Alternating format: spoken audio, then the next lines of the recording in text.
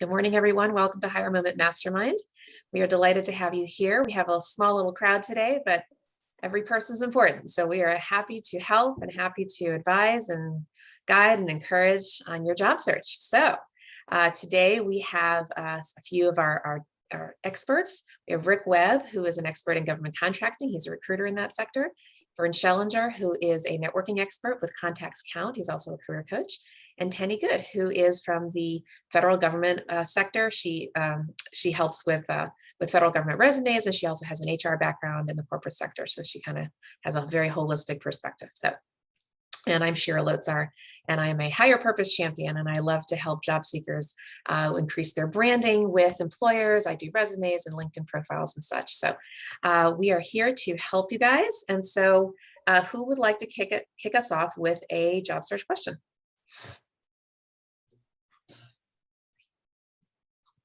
Well, I posted mine just a little while ago. I have a second interview coming up. And the first one was with three people: communications director and hiring the person I will report to for an hour, allotted for an hour. And it's for a marketing communications developer role. And now I have a second interview, which is for 90 minutes with two people, just a director and then the person I will report to. So the first interview was all about my experience as it related to the job description. So I'm just wondering, like, what should I expect in the second interview? Is it more probably like a behavioral type of interview, or? Did you say that this next level is with the hiring manager? It's with it's like the first. It's still the person I will be reporting to, and then the director. They're a new team. It's with the city of Frederick. Mm-hmm. It's a new team that's developing, and the role is a new role as well. Got it. Yeah, I mean, look, it could go any which way for sure. But yes, I mean, you could certainly expect to get behavioral interview questions in terms of helping them to figure out to the extent that you had not only just the skills, but that you have you have relevant accomplishments, right? So that the accomplishments you've had in the past relate to the role that you're going to be involved in, and more than that. Typically, they're going to be bringing up scenarios, right? So it's not just describe a time when you've done X, Y, Z, but also how do you feel about X, Y, Z, or doing X, Y, Z, or how would you handle like what we call a situational question, so how might you handle if such and such happened, right? And that's more to the job specifically, because at this stage, they know you are, quote, qualified, but is this the right fit for you? Are you the right fit culturally? Are you the right fit for them? And vice versa. There might be certain nuances in the opportunity that they might say, typically speaking, we have da da da da da happen. How will you handle, or how do you feel about, or what's been your experience in this and that? Like for example, and they might actually go much more into your background. I'll give you a quick example. I'm doing a search right now, and it's for a nonprofit in the legal aid community. And so, one of the questions and it's a county that this person is going to be working in. And so the question was asked of the candidate, look, you don't work in this county, but we serve this county. How would you get to know the judges in this county? That a very specific kind of thing that has nothing to do with a person's qualifications, that has to do with their fit and how they would acclimate or onboard into the role. Does that make sense? Right. So what I would do is I would really look, I would do this anyway, but especially in this case, scrub that job description up and down. Read it really thoroughly, right, and try to anticipate what would it take for you to onboard successfully. Mm-hmm. Not just your past experience, but maybe some nuances around, what kind of resources you'll need, and what kind of stakeholders you'll be engaging with, and the kind of projects or programs or initiatives that you might be involved with, which also leads to you asking them good questions. This isn't just about them asking you. Yeah, You've got to be really thoughtful, mm-hmm. And you don't want to just use the typical interview questions. I mean, some of them are okay. What are your expectations in the next year, milestones, what kind of qualities are you looking for? Nothing wrong with that. What's your supervisory style? Those are fine, but not particularly thoughtful. right? Right. So your thoughtful questions come from you wrapping your head around the job, researching the role, researching the organization. In this case, it's a city, right? Um, Trying to imagine what some of those challenges might be and asking just really compelling questions that show them that you care about this job. You're not just interviewing for any job. So that's my advice. Renee is a specific example to what Shira was talking about. So in the job description, you've got an idea of the types of programs that you're going to be responsible for, maybe some of the initiatives. Hopefully you've got some idea of that, and you've got some information from the first interview. So, and I'm making this up, but I noticed that, what's an important program for this function is XYZ. And have you thought about doing ABC to move this program in the right direction? Okay. Yeah. I thank you for that, because those are the kinds of questions I asked in the first interview. I did scrub that job description. It was one that really is in my wheelhouse. Like I just know I have that experience, and it's a passion of mine. So it was easy for me to talk about it. And I did ask a lot of really good questions. So I do feel, thank you for letting me know that I did the right thing. Well, I was going to ask you how the first interview went. So it sounds like obviously you got the second interview, so it has go pretty well. That she said we wore masks, and she said we're smiling behind our faces as I was responding, and she's followed up on my thank you email that it was an absolute pleasure meeting me. Yeah. So I don't normally get that in a follow-up email, so it was nice. Yeah, so it was nice. That's great. Yeah. And to follow up on what Vern said, and this is just for everybody, because Renee, obviously you're doing this already, is proffering ideas in what I call a humbly confident way. Yes. Okay. Confident in that you're coming up with something, but humble in that you're not presumptuous. So you frame it like, have you considered, might you consider, might this work? How about if we, that kind of thing. And then you lob a really interesting suggestion, and then that starts a conversation. Yeah, another scenario that comes up like that is they'll say, how would you solve this problem? And when I've been interviewing, I'm saying, well, I don't have all of the information, and I don't know all of the facts here, but here's how I believe I would solve it, given what I know about the organization at this point, because obviously you don't know everything about the organization. So I also, when I ask those kinds of questions, I just think, would that sound insulting to them? And no, I'm saying I just phrase it in a way where it doesn't, I'm not making it seem as if I'm insulting them, like offering advice or ideas without insulting. So I always think about how to offer the advice without being too boastful or just too arrogant or whatever. So. Right. That's right. Very good. Yeah. Great. Thanks for the question, Renee. I had a couple other questions, but I can save them if you want to get around to everyone else.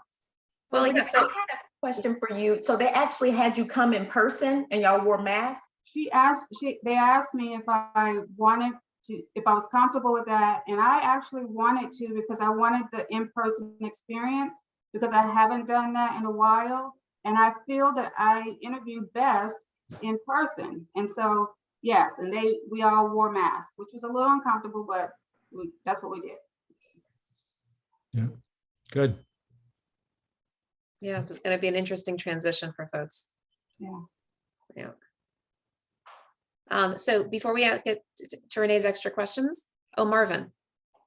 Hi, good morning. I was listening to Renee. I have an interview on Tuesday that's going to be live. And so how was it? Because I haven't interviewed in a while. So how was that being live again? Like I said, I really thrive in person, and the video thing is not my thing, and I'm just so awkward and uncomfortable. So it was great. That's just my element. So I felt good about it. I was prepared, so that helped me to feel good about it. Like I was really prepared. And they were nice. They asked the questions, went around the room. It was 3, it's a panel, so that was a little nerve-wracking, but it just went. I thought it went well, and it felt like old times again. It was just awkward with the mask, but yeah, talking a lot and whatever. But yeah, it was fine. It was fine. Can I ask Vern a question while I'm here? Sure. Oh, okay. That's what we're here for. Okay, great. Like I applied to this job yesterday morning, like 4:30 in the morning. I woke up, couldn't get back to sleep, so I got online. By 10:30, I get an email saying they want to interview me. They like what they saw, and then they telling me that they want me to sit in the interview with the vice president of the company. So, any tips? Well, everything Shira said and that I said to Renee, in other words, prepare. Look at the job description up and down. What are the key words in the job description? What in your background, in your experience, are you ready to communicate to them that matches, syncs with that key responsibility or that key role? If you haven't already, Marvin, again, when we talk about this, your accomplishments on your resume is a one-line bullet, right? There's a story there, and you need to be prepared. You need to write these stories. So if they ask you about something well, tell us a little bit more about this accomplishment. You have your STAR story: situation, task, action, results. Your SOAR story: situation, option, obstacles, action, results. There's a million acronyms out there, but prepare those stories, write them out, type them out. By typing them out and reading them and over, when it comes to the interview, you'll verbally communicate those more comfortably and more confidently. Great, thanks. Shira, I'm sure you got something to say. Yeah, no, I mean, the STAR story is for sure. The other thing I would suggest is this: the higher up the person is, the more strategic of a thinker they need you to be, because you're solving their organizational challenges. And this person, especially a vice president, is sitting high enough above the organization where they see everything at a macro level. Okay. So your job is to help them execute on their strategy. So to the extent that you can ask them strategic questions, right? In other words, how does this role fit in with the strategic goals? And that's a generic question I just said, but you'd have to be very specific about it, right? In terms of the job, where you're indicating to them that you're a strategic thinker, and anybody can be a strategic thinker. I don't care what level, what you do, anybody can be. That is irrespective of role, function, level, even if you're in a tacticianer kind of job, there's still a strategic element to it. And so, where you can ask this person, what's keeping them up at night organizationally, right? What are their strategic objectives? What are their big challenges? What are the big pain points in terms of the organization, in terms of this department, even in terms of the industry? I don't know what sector you're applying into, to the extent that you can research the sector challenges, the organizational challenges, and say, my understanding is, correct me if I'm wrong, right? You say humbly, if that's the case, then or, can you share more insights on Does that make sense? So strategic thinking is really, really huge, because people want to know that you're not just going to do your job, you're going to go beyond your job. You're going to be thinking cross-functionally. You'll be thinking at a macro level. It's not just about, accomplishing your tasks. I mean, it's going above and beyond, and it's making an impact where you are anticipating, have foresight as to what could be coming up, where you're coming to your boss, on a regular basis and saying, hey boss, right? I was thinking about this, and how about if we do that? I mean, that is rock star stuff. That's what people are looking for. They're not just looking for you to just get your job done. Like, let me assign you something and accomplish it. I mean, that's fine, but that's not A+ level work, right? I know you know that, but showing them that in the interview that you have foresight and vision is huge. And you can do that at any job, any level. And to emphasize Shira's point, think about again, you're probably not the only person they're interviewing. So you're competing with other people. Right. And so this could, that type of questioning, that type of, demonstration of your skills and your thought processes, that can be the difference between the offer going to someone else and the offer going to you. Right. Oh, huge. As a recruiter and a coach, I've seen that so many times. where there's several people and that one person just knocks it out of the park with their questions and their ideas and strategy. And it's just like, wow, there's no competition.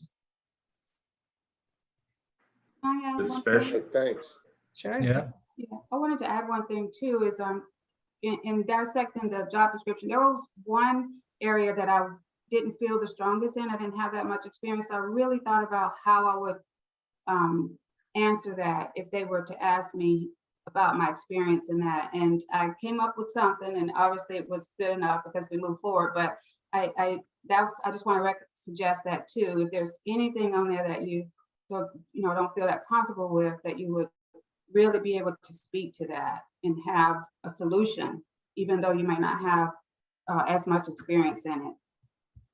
And can I give a little bit of the backstory of the company? Mhm. Okay, I work for the Department of Transportation currently. They are the subcontractor to all of the roadway work that goes on in DC. So they're looking for, the position as a safety director position. I'm the training officer for the department. And one of the things, I mean, they just wanted, like, I'm not going to say minimum certifications, but some of the certifications that they wanted the person to have in this position, I'm actually above that because I'm an instructor of that certification. So I teach people that. So that's just some of the backstory to it. So I do feel good about the position. I'm going to work on some of that strategic thinking again and kind of see just what it is that, and where they're trying to go with this position and what I can, strategically kind of bring into the conversation. I really appreciated that. Thanks. you're welcome.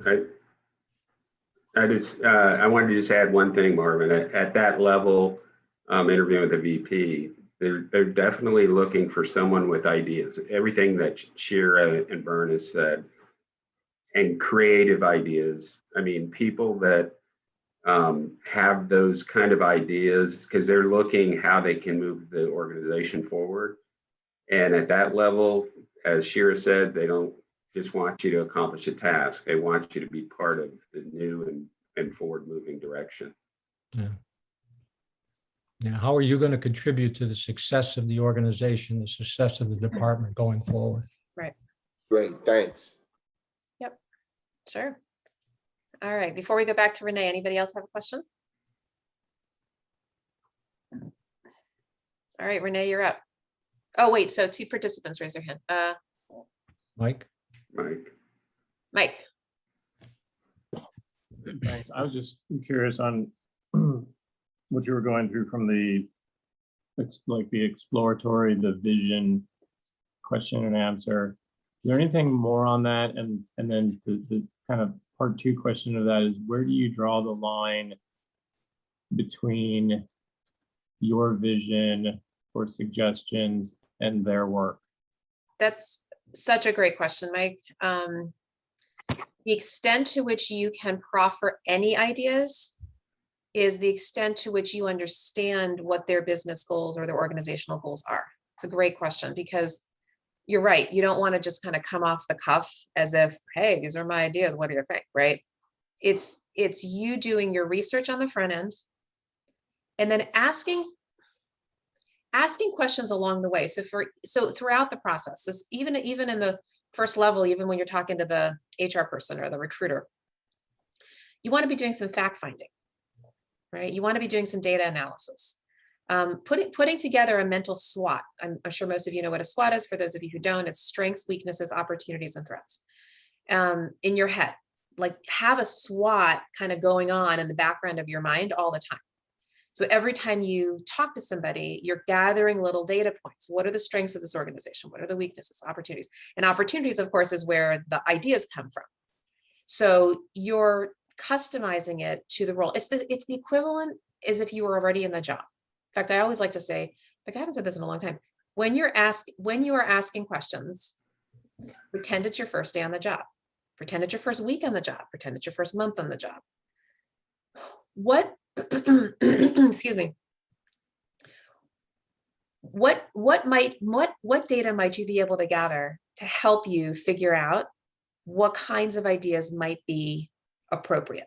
Okay, because you're not just coming up with this willy-nilly. This isn't just like you're walking into the interview and You're going to bring an idea from your past. You have to customize it to their needs. So the questions are the answers. In other words, you're not just going to proffer an idea before you ask them questions. You're asking questions, okay, so what are your, just like I was sharing with, with Marvin, what's keeping you up at night? What about the industry? What's going on? And then you're sort of collecting it all. So some of these questions might come up extemporaneously, just casual conversation. You've asked some questions and then they say, well, it's blah, blah, blah, blah, blah. And you're like, oh my gosh, wow. Well, since it's this, have you ever thought about that? And just right on the spot, you're brainstorming with them, or you ask these data questions up front, like maybe it's the first interview. And then by the second interview, you've really thought it through. In fact, you've not only thought it through, you've actually put something on paper. That's the other level to this. Okay, so you don't have to just have a verbal conversation. You could do a little presentation. In fact, I'm always a recommender of that. Whether it's a short PowerPoint, whether it's even just a Word doc, something that you can go to them and say, hey, these are my ideas. What do you think? And it's a conversation starter. So hopefully that helps.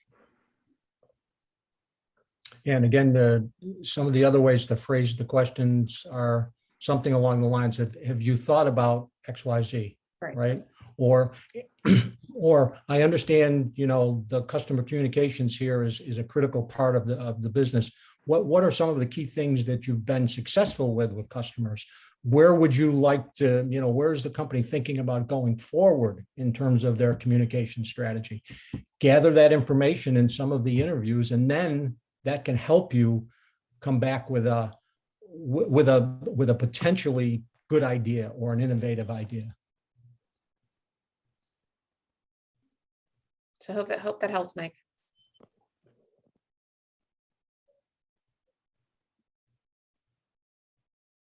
Okay. All right, Renee.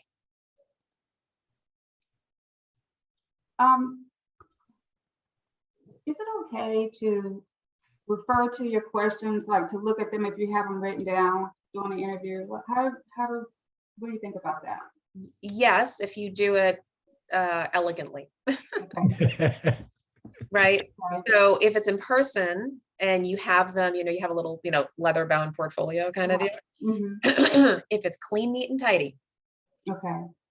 You have your little notepad there. You already have it. Then you would ask at some point, say, look, I've actually have some prepared questions. Would it be okay if I reference my notes? That's a very respectful thing to do. Okay. And then you just, quickly glance down. Okay. If it's on Zoom, it's no big deal, because then you can just minimize, like right now, you could minimize your screen, your Zoom screen, and it turns into a little box. You move the box underneath the webcam, and so then you have access to your Word doc behind, and then it's no big deal because you're just reading. Right. Okay. All right. All right. I have one more quick one. Mm-hmm. This job lists the salary range, which is very low, lower than my expectation. Actually, I think it's lower than the industry standard. With it being the city of Frederick, what's the likelihood that they would negotiate? It is what it is. My understanding, Tenny, you can speak into this, but my understanding what the government is, it be what it be. Oh, okay. That's what I've heard before, and I just wasn't sure. Yeah. Okay. Yeah, I would definitely agree, Renee, is that it is what it is. But you have to remember, when it comes to negotiation, it's not just about the salary, it's about the whole compensation package, right? Okay. So there might be some other things of value to you that you can pick up in negotiation outside of that salary base. But usually when they advertise that salary band, that's because that's what's budgeted. That's it. Yep. Okay. Unless it's a different pay grade. But I don't know why they would do that, but maybe they could. Maybe there's something about your background that would bump you up a level. Okay. I think what's really going to help you here is that you said earlier, this is a new position. Mm-hmm.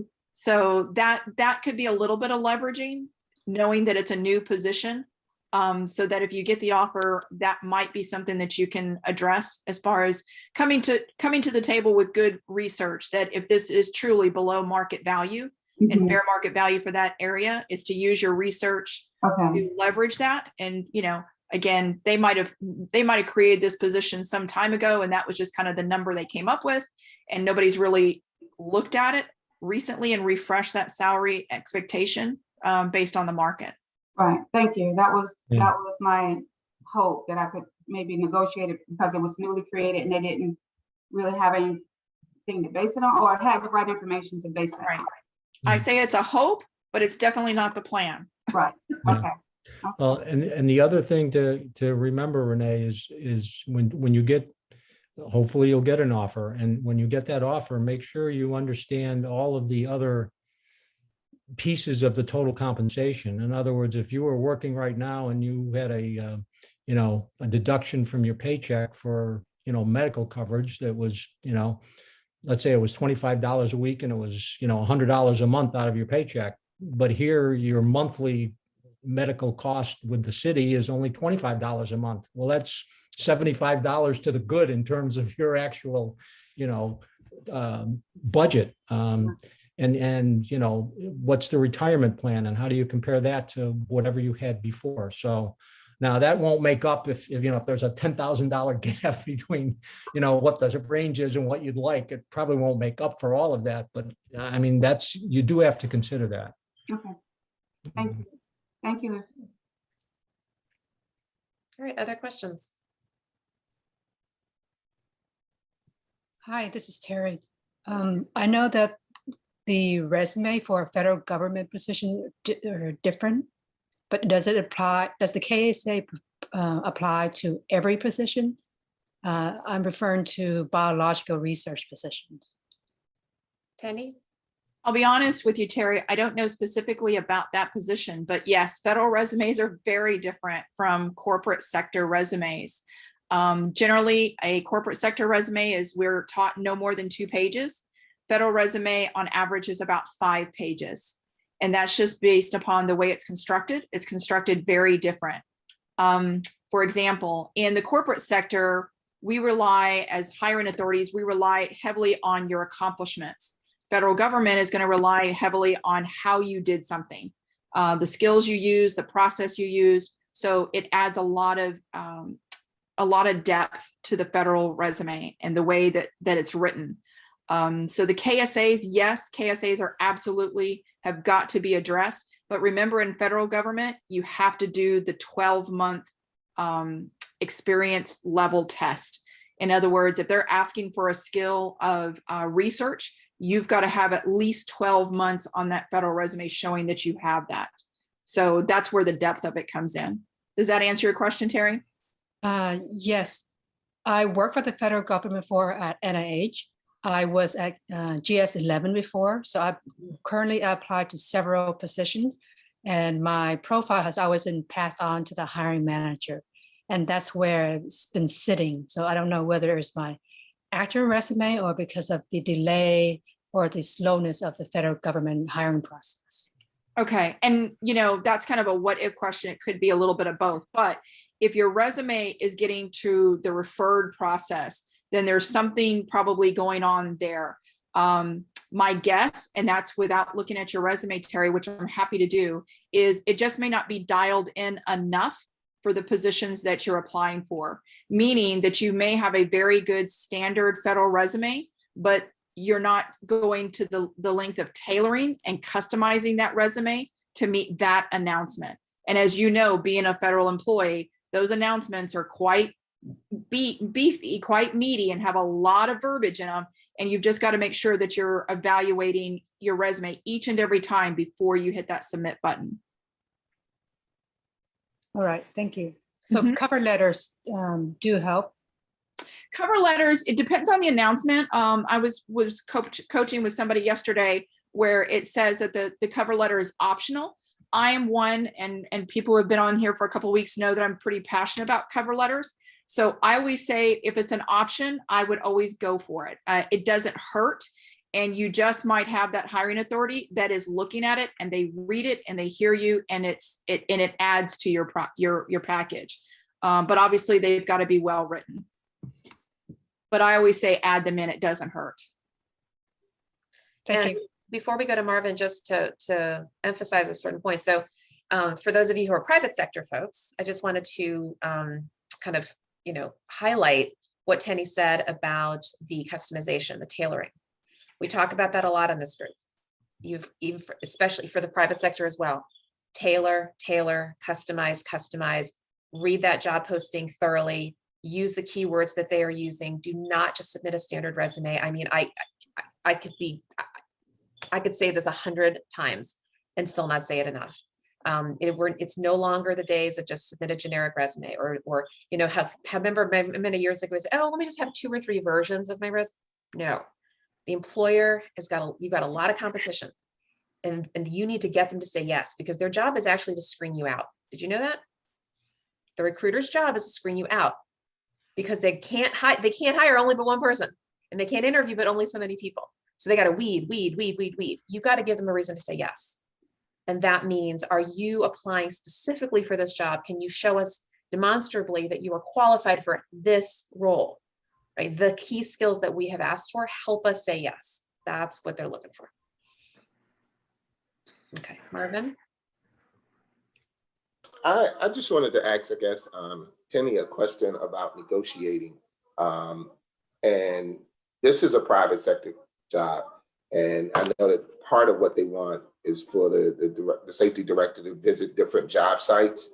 So with that, should I negotiate like a company vehicle? Because they have fleets of vehicles. So should I negotiate that? And if I get to that point in negotiating? I'm glad you asked that, Marvin. That's a great question. If I'm fanatical about cover letters, I'm probably more fanatical about negotiation.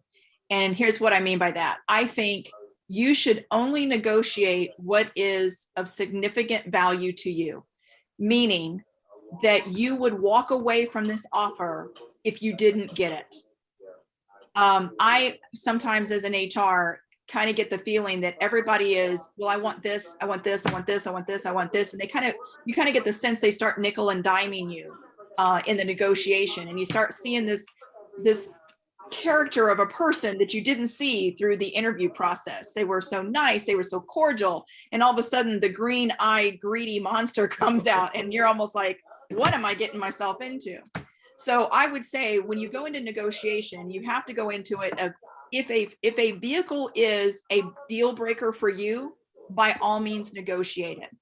If it's not, then I wouldn't put it on the table just in the beginning. That's something that again can grow. The negotiation, you got to remember, that's the beginning of a relationship, hopefully a long-term relationship with this employer. So you want to go into it with the right spirit of negotiation of, this is important enough to me that I would walk away from it. Does that make sense, Marvin? Yes, it does. Thanks. Certainly. I guess the one other thing I would say about negotiation to Marvin and everyone, and I think we've said this on the call before, once you have the offer, that's when you have the most leverage to negotiate. And you can, if the offer's $5,000 below what you were hoping to get, there's no reason why you can't go back to the employer and say, based on my research and based on the market, I was looking for X and this is a few $1,000s below X. Is there any way that, the offer could be amended to X? They'll say yes, or they'll say no. And then they say no, and then you say, well, thanks for, listening to me, and I'm happy to accept the offer, if that's what you choose to do. Yeah, I would add to that. The first thing you should always ask when they extend an offer is this negotiable? And they may come back and say, what elements are you wanting to negotiate? It may be salary, it may be benefits, it may be time off. But again, it never hurts to say, is this negotiable? In fact, the studies will show far more people, as far as the job offer, the company is willing to negotiate, but far fewer people, when they're offered a job, will ask to negotiate, which from an HR point of view, again, I'm willing to negotiate, but if you don't ask, I'm not going to offer. I'm not going to say, here's an offer. Do you want to negotiate it? Right. No. So if you don't bring that to the table, then it's okay. I've offered it. I guess you're happy with it. Right. And then what's sad is when you get employees that accept the offer and they're with you for 3 to 6 months, and then they wind up leaving going, well, I didn't get what I wanted. Well, when did you ask? Yeah. Right. So again, beginning of a relationship, started on the right step of let's have an honest conversation about what I need and what I want and what you're offering. Yeah. And there is a balance, in terms of what Tenny is saying, between asking what you need and not being belligerent about it, right? There's a balance. And I know that a lot of job seekers err on the side of not negotiating because they think they're going to be seeming too pushy. Okay. So you do have to do this in a balanced way. I will suggest that for most employers, unless they extend the offer with the phrase firm and final, unless they say that or something like that, they're expecting you to negotiate one time, not 5, one time. So you can assume if they come in with whatever, you can say, thank you so much. I'm very flattered. Let's talk about the total compensation package. Of course, you've reviewed benefits and what have you, and say, look, can we lift the salary by X% or X amount? Or, can we talk about extended vacation or whatever it is? The other thing too, though, is you have to watch for how this is a good time to talk about salary. How you discussed or how they discuss salary in the beginning. All right. We've talked about this before, but it's worth talking about again. So we now have what's called pay equity laws in this country. Many states in the union are under this regulation, where it is no longer legal in many states for an employer to ask a candidate what their salary history was. Okay, that's just to kind of create equity in the hiring process. Fine. Well, they are still allowed to ask you what you're looking for, but it is best practice for them not to. Okay, it's best practice now for them to actually say, here's what our range is, or here's what the number we're targeting. But if they have asked you what you're looking for, what your expectations are, and if you said whatever you said, they're going to hold you to that. Okay, if you use 2 numbers, they're going to go for the low end, which is why I never recommend 2 numbers, never. Well, for 1 number, I'm seeking a total cash compensation package in around X number, 100,000, 120, 150, whatever it is. But always go with a higher number, because you can always negotiate down. You can't negotiate up. So whatever number comes out of your mouth or on an application, that's the number they're going to hold you to. And don't be afraid of pricing yourself out of the market per se. Now, if you're worth 120 and you ask for 250, that's ridiculous. Okay. But if you, to the extent that you understand generally what you're worth, relative to the market, relative to this, so Renee, working for a city, Marvin, I don't know if you said if it was for the city or for the state, but that's just an example, right? Or in the private sector, you've got small companies and large companies, that kind of thing. So there's obviously a difference in the ranges. So do some research, go to salary.com, go to Glassdoor.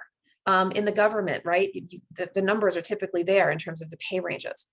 Try to figure out in advance, where do you fit, and go for the high end, okay? If they ask you for expectations. And so therefore, when you get to the salary negotiation on the back end, once they've offered it to you, look, it's only as good as whatever you told them, okay? So if you said in the beginning, I'm seeking a total cash compensation package around the $150,000, and they come in at 135, you can remind them and say, well, I was really, hoping for closer to that number. What can we do to get me, closer in that direction?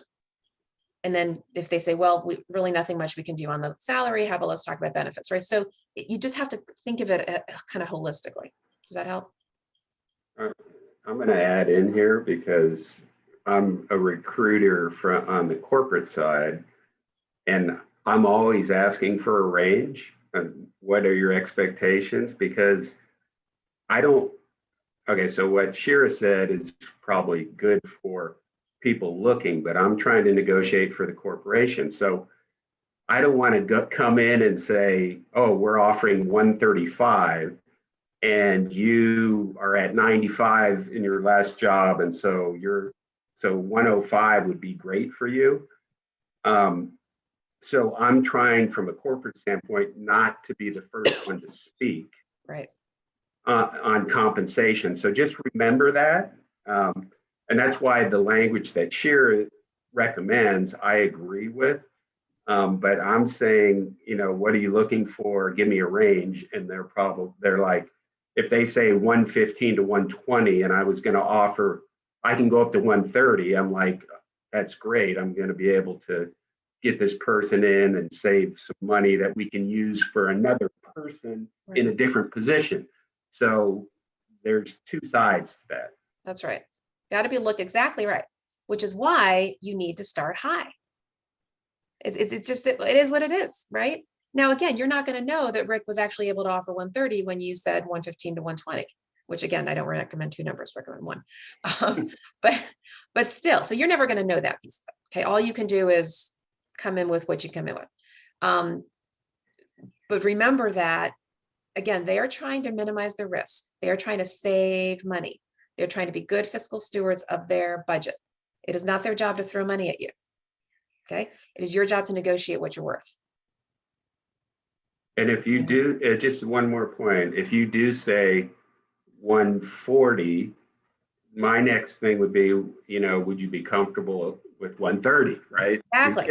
If I want you, if That's right. if you're a great fit, so it's a benefit for you to start higher. And then, I feel good because I got this guy down $10,000. Right. Right. Well, and actually to that point, Marvin, for employers who like Rick, who don't choose to share, salary up front, which is pretty normal. The only time they're typically going to say what the top end of their range is if you come above it, which is another reason why it's good to go high. Because if exactly right, if they want you, okay, this is why I don't really, again, don't worry about pricing yourself out of the market. If they want you, they will do what they need to do. So if you come in a little extra high and their top is lower than what you wanted, they will typically say, well, actually the top of our range is 130. Do you have any flexibility? That makes sense? Okay. Yes, makes a lot of sense. Thanks. Yeah, sure. All right, Mike. Oh, sorry. Who was Sil? Okay. Yeah. So they asked me to send my references to them on June 21st, and I haven't heard anything. I'm getting a little anxious, and I know a lot of people at my current job now, they are taking leave and everything, but what do you think? I mean, it could be anything, but I just wanted some advice. Well, first of all, go ahead and call your references, say, have you been contacted? Yeah. That's the first thing. Okay. Yeah. Have you been contacted? And it might be they have been, it might be that they're just checking references on a bunch of people. The 21st is not that long ago. So, things take time, and not only there's the reference checking process, but then there's just all the other paperwork that's involved. I mean, there's a lot of stuff. It's not like it was a month ago, so it may be nothing, but I would definitely ask your references if they've been contacted. Okay, thanks. Sure. Mike. Just going back to the negotiation piece again, was the assumption that that's when the offer is extended, or say like when Rick was talking, is that also in the beginning? Because I'm finding there's a lot of, are we even in the ballpark before there's a discussion, which I understand the intent, but my math will be very different depending upon the discussion. Because I've seen some job descriptions written, and when I talk with the people, I'm like, you're not looking for one person, you're looking for 2.5 people. Right. Right. So here's the thing. To me, it is in everybody's best interest to handle compensation as early in the process as possible. I realize it doesn't make you feel comfortable, but it's going to save you time. It's going to save them time. So depending upon how skilled the interviewer is, or even with their philosophy, frankly, will be the extent to which they ask you about compensation up front. I always do. Okay. Actually, these days, I'm one of those that I work with my client, and I actually don't even ask about salary. I work with my client to get them to give me a number, and that's the number we post. So I'm kind of trying to be, really kind of bleeding edge here, not a range, but say I get my client to say, look, what is the target number here below which we're not going to pay any below. We can pay more, but we're not going to pay less. So everybody's clear. That's just, I've been advised by other recruiters, like that's a good thing to do.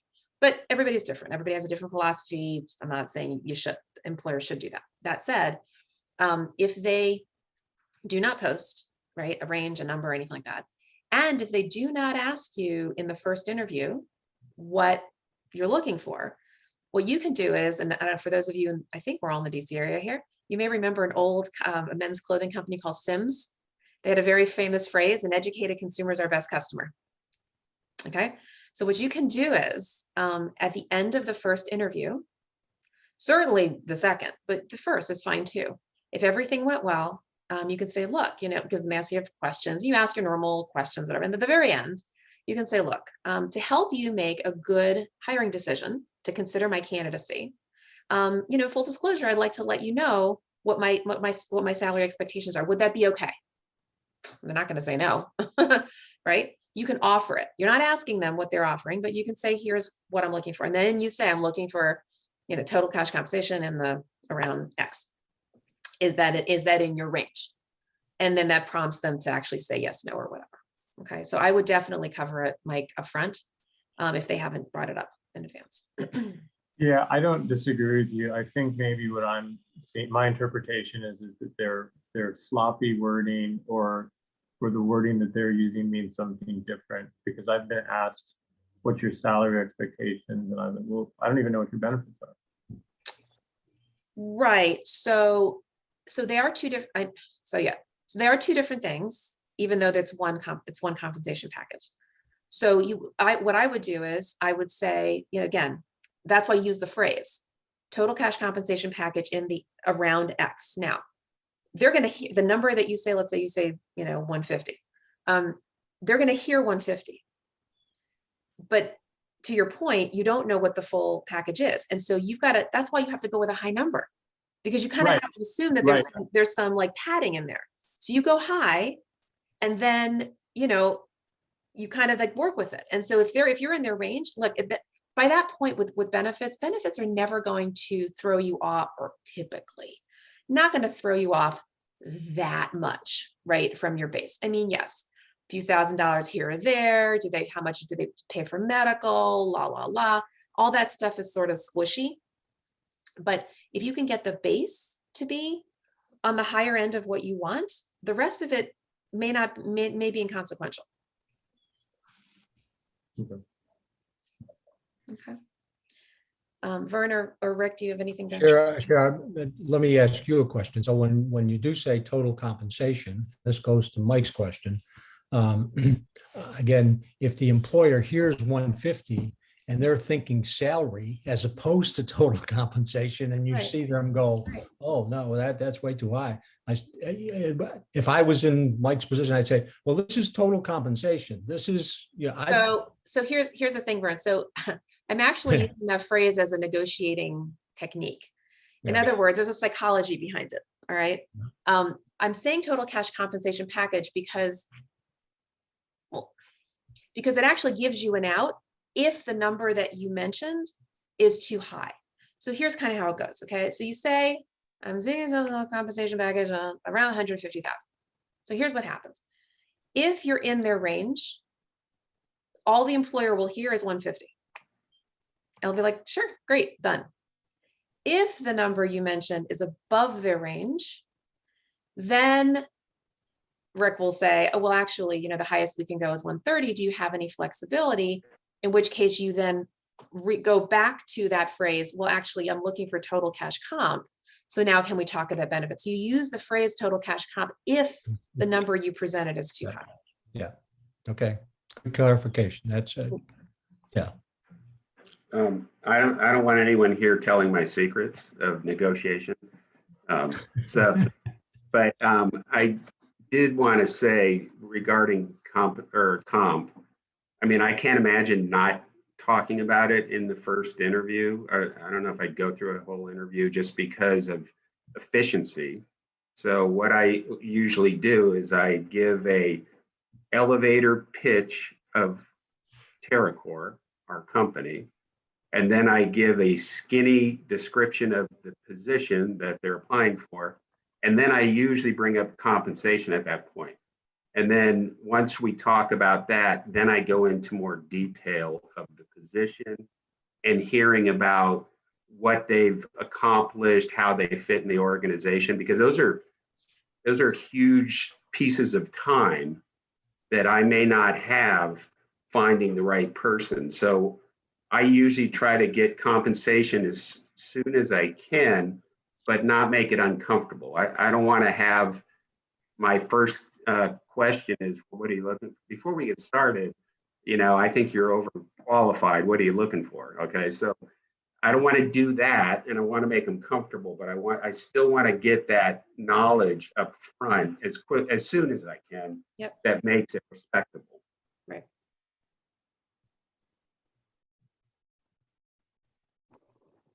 Along those lines, maybe it's been addressed before, is overqualified the euphemism for you're too expensive? For your two what? Expensive? Expensive? Not necessarily. No. I mean, it could be, but no. Typically overqualified, usually the concept usually means that we think you're going to be bored in the job. That's normally what it is. Yeah, and I'm also, I look at a resume and then I look at the requirements for the job. I don't immediately rule someone out. I want to know what their situation is. And I've mentioned this before, but many times someone that's, well, right now I have at DHS headquarters, we have a CPIC contract. We have someone that I was talking to, I was like, he's never going to want to do this. But as I talked to him, he said he's retired from federal government. He has a pension. He's looking to get out of the house. His wife wants him out of the house. There's a lot of reasons that I'm not going to ignore someone just because they look overqualified. I want to know what that person's story is, because everyone's not searching for the same thing in a job. I know a lot of times we make that assumption, but especially as we get older, for me, and I've mentioned this before, I've been a VP. I don't want to be a VP. I have different perspective of what I want in a job, and other people do as well, I think. So it pays to find out what their motivations are. Yeah. The other bias that exists with the overqualified term is not only will you be bored in the job, but why should we hire you? You're going to take this job and be looking for another job. Right. The only reason you're taking this job is to get a paycheck Right. while you're looking for another job, and you're going to leave in 3 to 6 months, and we're going to invest time and money in you. And that's just, as Shira's often said, employers trying to minimize the risk. That's a huge risk on their part. And whether it's true or not, that's the bias that's there. It is. And, I'm one of those people. And I think, and actually, Vern, you're pretty much in the same spot as me, maybe Tenny too. I'm a recruiter and a career coach, both. Yeah. I sit on both sides of the hiring aisle every day. I cannot tell you how many coaching clients I have had, job seekers like yourselves, who confide in me and say, look, they're like, should I just take this job? I'm going to still look for a job. Like, they'll literally say what Vern is saying and say, I don't know, I just need a paycheck, and maybe I should just take the job and, keep on looking. And I'm constantly saying, please don't do that, out of respect for the employer, because they're investing time and money. They've stopped the search. They're investing in you. They're assuming that you're going to be making a long-term commitment. I'm not saying forever, 2, 3, 5 years, whatever, something, a length of time. They've invested time in this process, and they don't want to be redoing the search. No, I'm not, look, everybody's got a different litmus test as to, like, you got to put food on the table. I totally get that. Right. But at the end of the day, if you make that bed, right, you want to stay there. So be really, really thoughtful. If you're just going to take a job for the paycheck, that you're not in the mindset of, but I'm going to still look and I'm going to leave in 3 to 6 months. Okay. You're ready to make a commitment, because that's what they're asking of you. Just like you would want to make them to make a commitment to you. And I get it. No, nothing's perfect in the world. There's no guarantees. Look, they could lose a contract, you lose your job, but their intention is not to let you go. Oh, here's the flip side of it. they are, I can tell you this is for sure. If they hire you, they are not going to continue to look for another person in the next 3 to 6 months. And that sounds ridiculous to say that, but that's the truth of it. Okay. They're committing, they're assuming best intent that they're going to commit to you, you're to them, but they hope. Why else would they hire? Unless they had a need for a full-time person, unless they assumed that this job was going to be around for, quite some time. So that's the mindset you want to come into. If you're going to make a commitment, or at least for a reasonable amount of time. Make sense? And the other thing around that, by the way, is don't interview for the practice. Please don't interview for the practice. People say it all the time. And I say that because, not that it's not good to interview, but if you're only interviewing for the practice and you have no intention of taking the job, it's just a waste of everybody's time, right? Theirs and yours. You can practice with your colleague, your friends, your spouse, whatever, somebody like me, whatever, it doesn't matter. But please make sure that if you are interviewing for a job, you are at least 80% interested in the role. And the only remaining 20% is culture fit, all that other stuff that you're just not going to know from a job description. But if based on that job description and based on the research you've done, the industry, blah, blah, blah, blah, you're at least 80% on or interested, then go for it. All right, Sandra. This is regarding the salary and having it brought up in the process earlier. So my first level of interview was with the VP, and then nothing was mentioned about salary. And then the second level was with team. So I'm waiting to hear back when the third level, which would be with the owners. But I remembered last night, it's like, nobody's mentioned salary yet. So what would you suggest at this point? Because ideally, like we're all saying, it would have come up earlier. Or bring it up. Do it like the Sims commercial. Say, look, we're into this process. I'm really excited to be, under consideration to help you make a good hiring decision. I'd like to let you know what my compensation expectations are to see if they're in your range. That's it. And then say it. Okay. So to have that conversation before that third interview. Yes, so when they contact. Yes, absolutely. Okay. Thank you. Absolutely. Mm-hmm. Marvin? How do you, I guess, convince the employer that when they say, "Oh, you're overqualified," how do you convince them that I still, I want it. I want to grow with the company. I've researched the company. It's a company that I want to be with. How do you do that? I would actually ask them why they feel you're overqualified. Okay. What's their concern about you being overqualified? Why do they feel that way? And what's their concern about you? If you are, what's their concern? I'd address the objection rather than assuming it. Got you. That's it. Okay. Yeah. Vern, Rick, Tenny. I've got to say, when a job seeker hears that they're overqualified, I say shame on them. I'd go back to what Rick was saying. Go ahead, Vern. Sorry. I mean, Rick explained people have different motivations and people are at different stages in their life. So to Shira's point, ask them what's their issue, why do they think you're overqualified? And then if, you need to be prepared to say, well, some of the things that Rick said, I was a VP, I don't want to be a VP anymore. Here's what I'm looking for. Here's what I'm committed to, and try to deal with that, objection once you've surfaced it. Yep. You can't, it's like in sales. You can't address an objection unless you know what the objection is. Yeah. Just to kind of finish my thought there, if an employer comes to you and says that you're overqualified, like I said, I would say shame on the job seeker, because that means that you didn't write your resume to what they need. Sometimes as a job seeker, we have a tendency to give them everything and the kitchen sink. Right. And if they're asking for 8 years experience and you have 25 years experience and you've said that loud and clear on your resume, shame on you.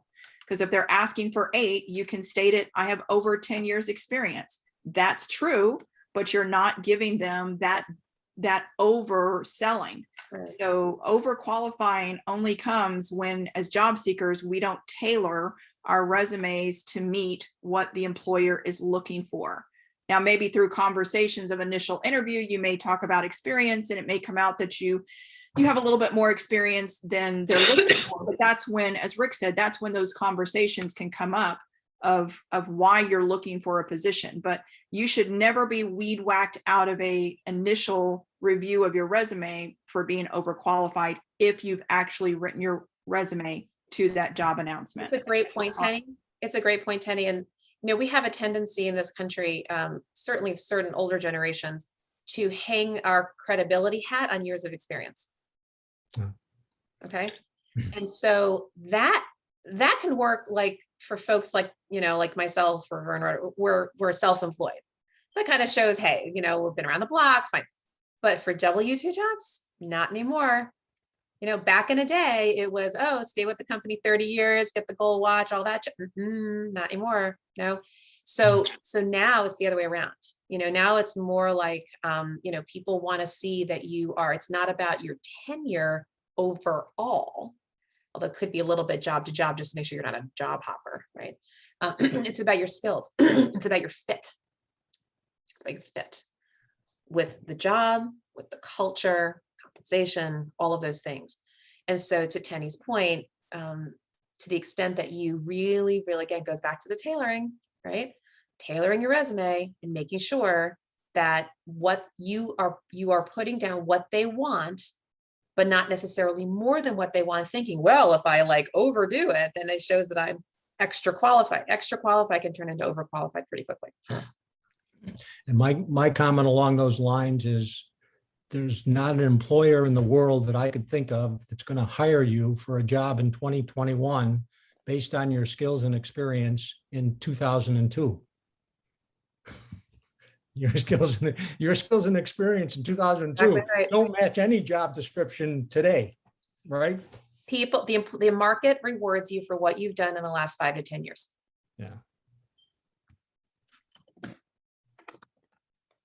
Okay, so I am putting in the box where you can find the recording of today's call. I should have that up in the next day or so.